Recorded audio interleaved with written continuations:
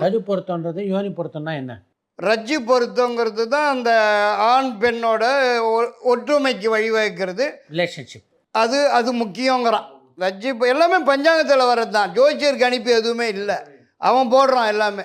ரஜ்ஜு பொருத்தம்னா என்ன, யோனி பொருத்தம்னா என்ன, எல்லாமே அவன் போடுறது தான். ரஜ்ஜு பொருத்தம் முக்கியமாக இருக்குது. யோனி பொருத்தம் செக்ஷுவல் லைஃப் அது பொருத்தமாக இருந்தால் தான். இல்லட்டா ஏன்னா அதில் போட்டிருக்கோம் ஆடுக்கு மாடு வரும், மாடுக்கு இது வரும், அது சேராது. சேரக்கூடியதுன்னு சிலது இருக்குது. இப்போ செக்ஷுவல் லைஃப் சரியாக இருக்குமா இல்லாதன்றது ஜாதகத்தில் தெரியும். கண்டிப்பாக யோனி பொருத்தம் வரலன்னு நாங்கள் வேண்டான்னு சொல்லிவிடுவோமே.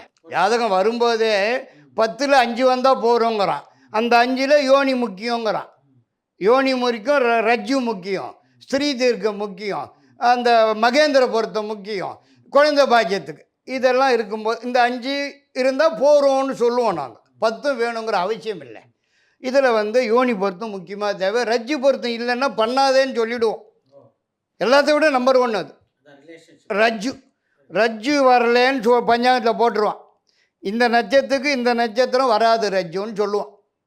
சொல்லிட்டான்னா வேறு வேண்டான்ட்டு வேறு பார்த்துக்கலாமே இப்போ என்ன அப்படி சொல்லுவோம். வேறு வரட்டும் பார்த்துக்கலாம், அப்புறம் பார்த்துக்கலாம். இப்படி இது 5 வந்தால் போகிறோம். அதை அந்த போருங்கிறது இந்த 5 முக்கியங்கிறதுனால போகிறோங்கிறோம்.